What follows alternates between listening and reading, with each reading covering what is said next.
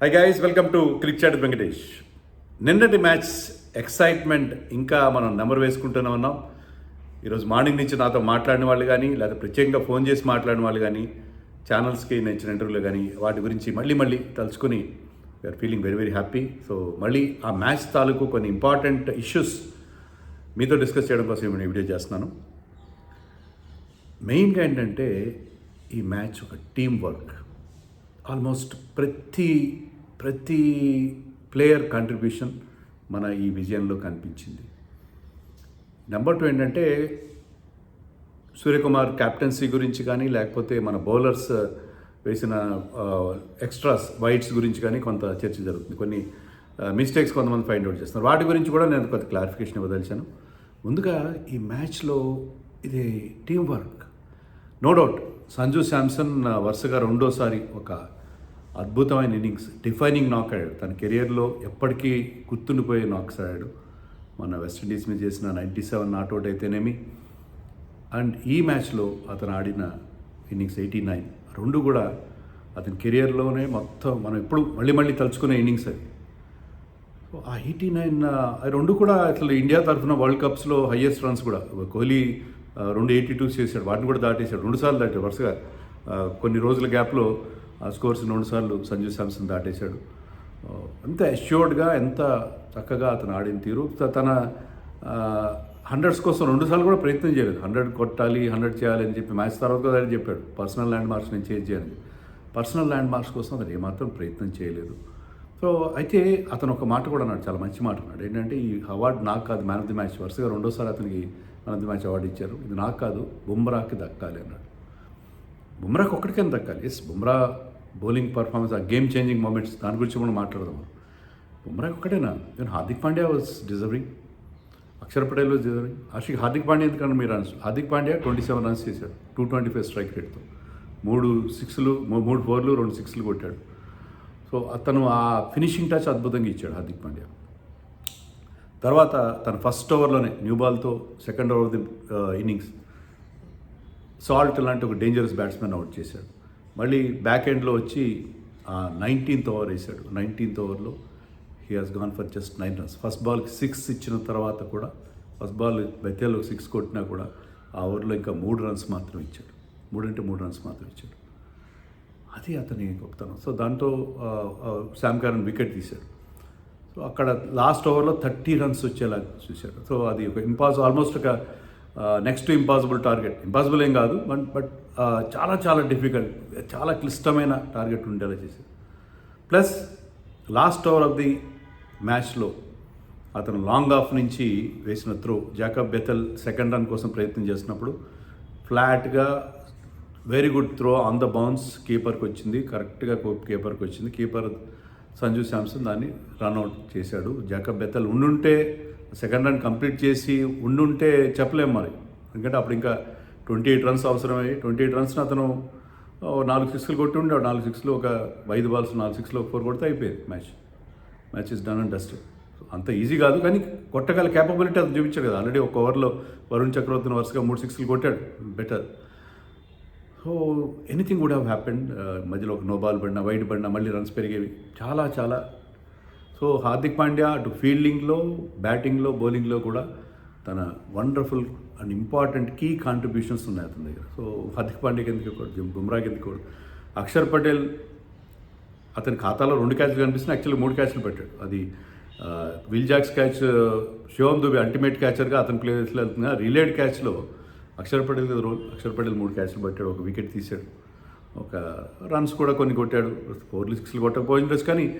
So Axar Patel also deserving. అతను పట్టిన క్యాచ్లు కదా చాలా మలుపు తిప్పినాయి.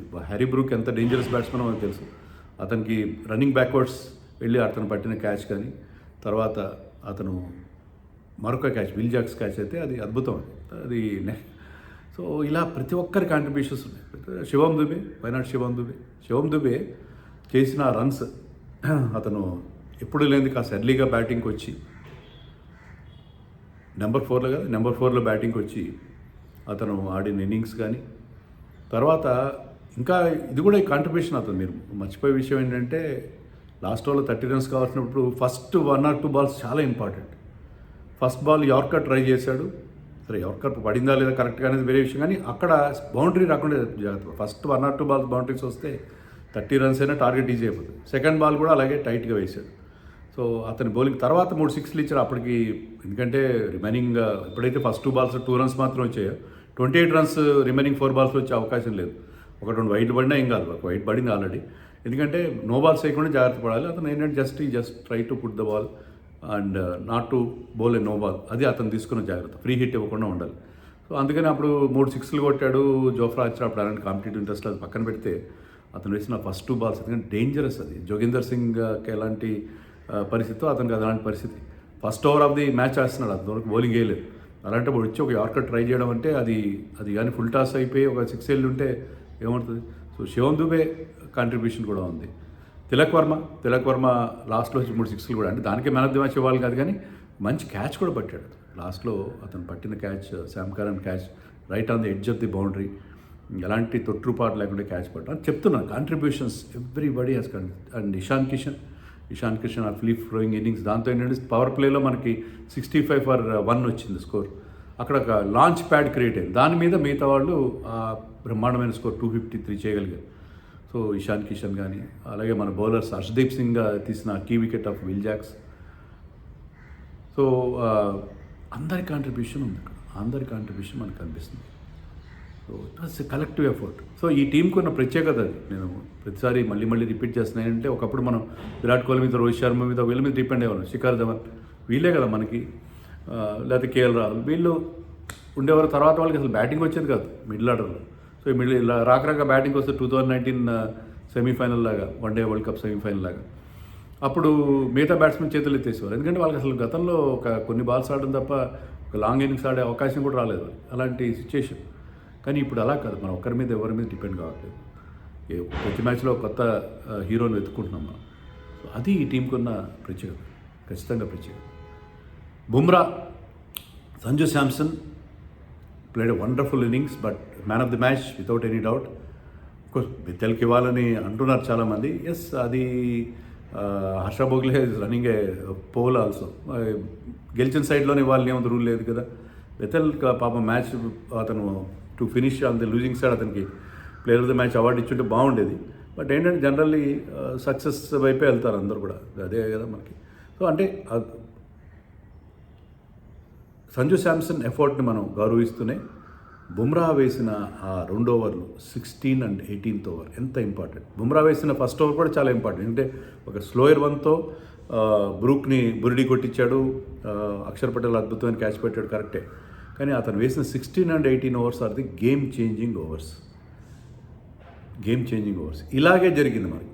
ఇలాగే మీకు 2024 ఒకసారి వెనకెళ్ళి 2024 T20 వరల్డ్ కప్ ఫైనల్కి వెళ్తే బార్బేడస్లో, అప్పుడు కూడా 30 balls 30 runs రావాలి. ఇద్దరు dangerous players Klaasen and Miller క్రీజ్లో ఉన్నారు. క్లాసన్ అంతకుముందు ఓవర్లో 15th ఓవర్లో అక్షర్ పటేల్ వేసిన 15th ఓవర్లో 2 4లు 2 6లు కొట్టాడు. మొత్తం 24 runs వచ్చినాయి ఆ ఓవర్లో, 24 runs వచ్చినాయి. సో అప్పుడు వాళ్ళు ఫుల్ ఫామ్లో ఉన్నారు. 30 balls 30 runs. అందులో క్లాసన్ అప్పుడున్న ఫామ్కి చాలా ఈజీ. ఆ మొమెంటమ్ని బ్రేక్ చేశాడు బుమ్రా. బ్రేక్ చేశాడు. నెక్స్ట్ ఓవర్లో 4 runs మాత్రమే ఇచ్చాడు. దాంట్లో అన్ని యార్కర్స్ వేసాడు లేదు, ఒక స్లో బంపర్ వేసాడు, తర్వాత ఒక ఫుల్లర్ లెంత్ యార్కర్స్తో పాటు అతను మిక్స్ చేసి ఒక అతను he never gets predictable, he keeps you guessing. So ఆ దాంట్లో 3 డాట్ బాల్స్ ఉన్నాయి ఆ స్టేజ్లో 3 డాట్ బాల్స్ వేయడం అంటే చాలా దానివల్ల ఏమైంది, నెక్స్ట్ ఓవర్లో క్లాసన్కి ఇక ఏంటి ఈ ఓవర్లో ఎన్ని రన్స్, 4 runs వచ్చినాయి అని చెప్పి హార్దిక్ పాండ్యా బౌలింగ్లో పెద్ద షాట్ కొట్టిపోయి అవుట్ అయిపోయాడు. నెక్స్ట్ ఓవర్ హార్దిక్ పాండ్యా కూడా చాలా టైట్గా వేశాడు. Hardik Pandya I think also is given away just 4 runs. తర్వాత ఓవర్లో 18th ఓవర్లో బుమ్రా అప్పుడు చెప్తున్నాను ఇది 2 runs మాత్రం ఇచ్చాడు. 2 runs మాత్రం ఇచ్చేసరికి అక్కడే వాళ్ళకి చేసి కంప్లీట్గా ఇదైపోయింది. సో బుమ్రాని లాస్ట్ దాకా అట్టే పెట్టకుండా 16 and 18 ఓవర్స్ ఇచ్చారు. మామూలుగా ఏంటంటే అతను డెత్ బౌలర్గా 17, 19 వేస్తారు బుమ్రా జనరల్లీ స్పీకింగ్. కానీ ఇలాంటి సిచ్యుయేషన్లో ఎందుకంటే ఒక వికెట్ తీయాలి, మొమెంటం బ్రేక్ చేయాలన్నట్టు 16 and 18 ఓవర్స్ వేయించారు. అది మనకి ఆ మ్యాచ్లో మనం గెలిచేలా చేసింది. Even Harshdeep Singh bowled a wonderful 19th over. Last ఓవర్లో I think they had to get some 12 runs ఎంతో కొట్టాలి, 16 కొట్టాలి. అప్పుడు హార్దిక్ పాండ్యా వేసిన ఓవర్లో సూర్యకుమార్కి పట్టిన క్యాచ్ అంతా మనకు తెలుసు. అలాగే 16 and 81 ఓవర్స్లో అప్పుడు ఎంత అద్భుతమైన బౌలింగ్ చేసి క్లాసన్, మిల్లర్ వాళ్ళ మొమెంటమ్ని బ్రేక్ చేశాడు బుమ్రా. ఇక్కడ కూడా అదే పని చేశాడు. బుమ్రా ఫిగర్స్ చూస్తే మీకు పెద్ద గొప్పగా ఏమో అనిపించవు. Is the most economical bowler, అందరికంటే తక్కువ 8.25 ఎంత ఇచ్చాడు పర్ ఓవర్. మిగతా వాళ్ళు హార్దిక్ పాండ్యా, బుమ్రా మాత్రమే బిలో 10 runs వెళ్ళారు ఎకానమీ వాళ్ళది. మిగతా అందరిది ఎకానమీ 10 దాటిపోయింది రెండు వైపులా కూడా. కానీ బుమ్రా మోస్ట్ ఎకనామికల్ అనిపించినా కూడా మీకు ఒక వికెటే వచ్చింది. కానీ అతని కాంట్రిబ్యూషన్ అంటే అక్కడ మీరు స్కోర్ బోర్డ్ చూస్తే బుమ్రా కాంట్రిబ్యూషన్ తెలియదు, but the way he bowled those 2 overs చాలా ఇంపార్టెంట్. ఇక్కడ కూడా అతను ప్రెడిక్టబుల్ అవ్వలేదు. సెకండ్ ఓవర్లో ఎక్కువ యార్కర్స్ వేసాడు, చాలా పర్ఫెక్ట్గా వేసాడు. ఫస్ట్ ఓవర్లో మాత్రం మళ్ళీ ఇక్కడ స్లోయర్ బౌన్సర్ వేసాడు. సూర్యకుమార్ని కూడా మనం మెచ్చుకోవాలి, ఎందుకంటే లాస్ట్ వరకు అట్టే పెట్టకుండా 17 and 19 వేయించకుండా బుమ్రా అక్కడ చాలా ఇంపార్టెంట్ బౌలర్ కాబట్టి 15th ఓవర్ తర్వాత బుమ్రాని తీసుకొచ్చాడు. అండ్ బుమ్రా ఫస్ట్ ఓవర్లో 16th ఓవర్లో 8 runs ఇచ్చాడు. దాంట్లో ఒక బౌండరీ లేదు. శామ్ కరన్కి కొంచెం యార్కర్ కోసం ట్రై చేశాడు, అది కొంచెం ఫుల్ టాస్ అయింది లెగ్ సైడ్లో, దాన్ని అతను బౌండరీకి తరలించాడు. అది మినహా మిగతా ఓవర్ వాజ్ పర్ఫెక్ట్ ఓవర్. ఒక బౌండరీ కూడా రాలేదు, ఒకటే ఒక బౌండరీ వచ్చింది మిగతా 5 balls-కి. సో 8 runs ఇచ్చాడు. 8 runs ఇవ్వడం అనేది అక్కడ చాలా టైట్ అయింది. తర్వాత ఓవర్లో హర్షదీప్ వెంట్ ఫర్ రన్స్, కానీ బుమ్రా మళ్ళీ 18th ఓవర్కి వచ్చి గివెన్ అవే జస్ట్ 6 runs, ఒక్క బౌండరీ కూడా ఇవ్వలేదు. అక్కడ మొమెంటం బ్రేక్ అయిపోయింది అక్కడ. అండ్ అక్కడ కూడా ఫుల్ యార్కర్స్ పర్ఫెక్ట్గా ఎగ్జిక్యూట్ చేశారు. యార్కర్స్ అనుకోవడం ఒకటి, దాన్ని ఏడు అంత ఈజీగా ఆ రైట్ టైంలో ఆ ప్రెషర్లో. కపిల్ దేవ్ కూడా అదే అన్నాడు, Bumrah is number 1 bowler in the world without any doubt. ఎందుకంటే ఆ ప్రెషర్ సిచ్యుయేషన్లో coming up with the match winning performance అంత ఈజీ కాదు. మామూలుగా యార్కర్స్ పడతాయి కానీ ప్రెషర్లో పడవు. ఫుల్ టాస్ అవుతుందేమో ఒక భయం వెన్నాడుతుంది, ఫుల్ టాస్ వేసి మ్యాచ్ పోతుందని చెప్పి.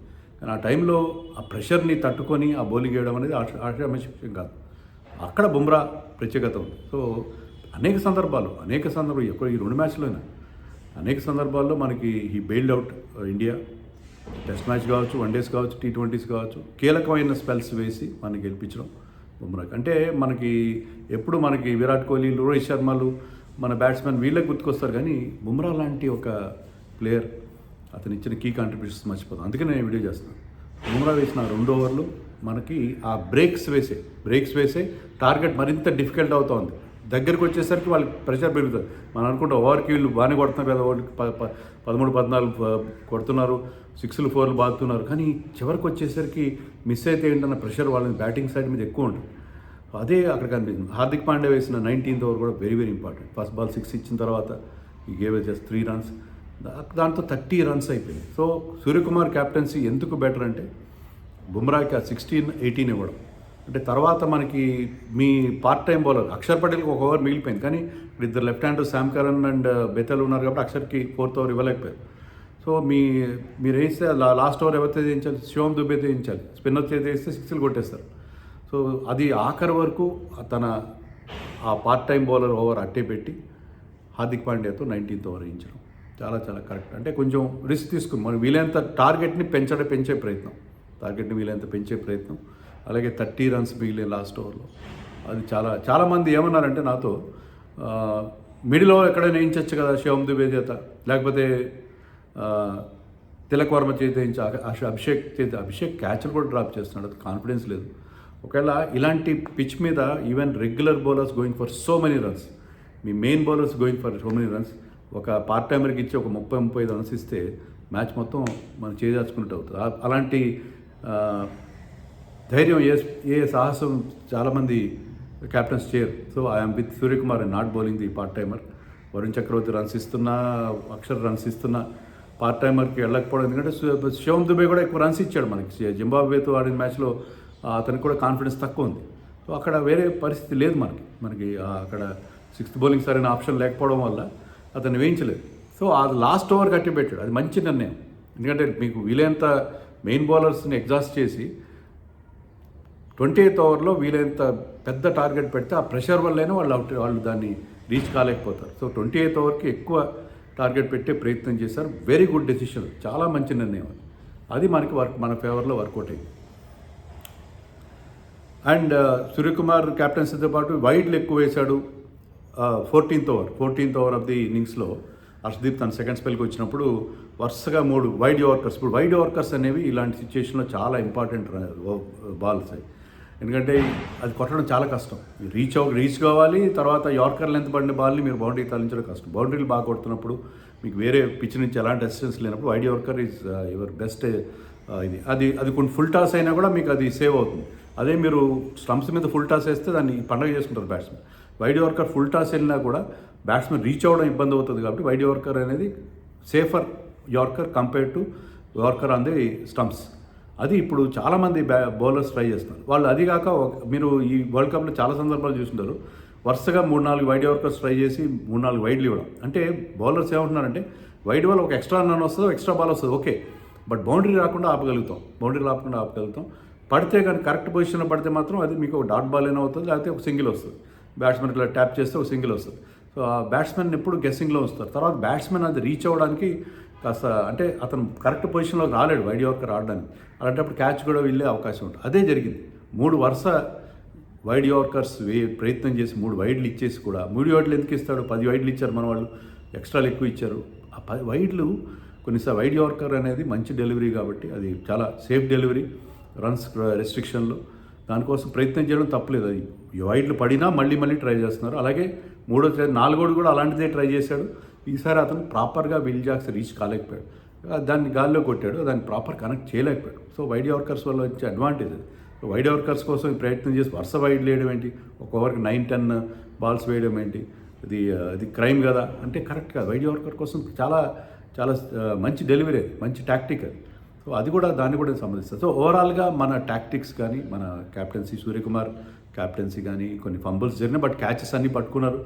అద్భుతమైన క్యాచ్లు, అక్షర్ పటేల్ పట్టిన క్యాచ్లు కానీ, తిలక్ వర్మ పట్టిన క్యాచ్ కానీ, even Varun Chakravarthy went for runs, but he has got rid of Buttler మంచి ఫామ్లోకి రిటర్న్ అవుతున్నాడు. ముంబై అతనికి వచ్చిన గ్రౌండ్ అతన్ని అవుట్ చేశాడు, 25 రన్స్ చేశాడు అప్పటికే బట్లర్.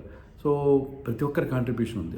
అభిషేక్ ఒక్కడే కొంచెం మన ఇబ్బంది పెట్టాడు. సో అభిషేక్ కాంట్రిబ్యూషన్ లేదని కాదు, అతను కొట్టిన 2 బౌండరీస్ కూడా ఇంపార్టెంటే కదా. సో ప్రతి ఒక్కరు కాంట్రిబ్యూట్ చేశారు ఈ విక్టరీలో.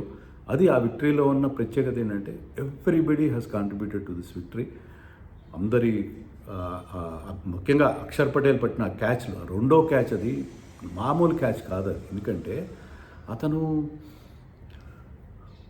పరిగెత్తు వచ్చి బాల్ పట్టుకోవడమే కాకుండా స్ప్లిట్ సెకండ్లో డెసిషన్ తీసుకోవాలి. దాన్ని అట్నుంచి వస్తున్న అతను కవర్ బౌండరీ నుంచి పరిగెత్తుకుంటూ వస్తున్నాడు, అవతల నుంచి వస్తున్న తను బౌండరీ దాటకుండా బ్రేక్స్ వేసుకోవాలి. బహుశా రైట్ హ్యాండ్తో దాన్ని త్రూ చేసి, right hand is not is natural hand. Right హ్యాండ్తో శివం దుబేకి కరెక్ట్గా లాప్ చేయాలి, కరెక్ట్గా ఇవ్వాలి దాన్ని. అట్ ది సేమ్ టైం ఆ మొమెంటం అతన్ని బయటికి తీసుకెళ్తుంది, దాన్ని కంట్రోల్ చేసుకోవాలి. బ్యాలెన్స్ కానీ, పాయిస్ కానీ, ఆ సమయస్ఫూర్తి అవన్నీ కూడా కంబైన్డ్ ఆ క్యాచ్. ఇక్కడ విల్ జాక్స్ ఎంత డేంజరస్ బ్యాట్స్మెన్ మనకు తెలుసు. ఈ వరల్డ్ కప్లో ఇంగ్లాండ్ని రక్షిస్తున్నది విల్ జాక్స్. అప్పుడప్పుడే గేర్లు మారుస్తున్నాడు. విల్ జాక్స్ బెత్తలు ఉంటే మ్యాచ్ అయిపోయేది, ఖచ్చితంగా వాళ్ళు గెలిచుండేవారు. కానీ విల్ జాక్స్ని అవుట్ చేయడంలో అక్షర్ పటేల్ నాకు పట్టిన క్యాచ్, అలాగే బ్రూక్ క్యాచ్ రెండు కూడా, 2వ క్యాచ్ అయితే మరింత పరమాద్భుతం. సో వీళ్ళందరి కాంట్రిబ్యూషన్తో గెలిచాం. సో ఇంతగా ప్రతి ఒక్కరూ టీంతో కాంట్రిబ్యూట్ చేస్తుంటే team is looking like A champion side. ఏమంటారు?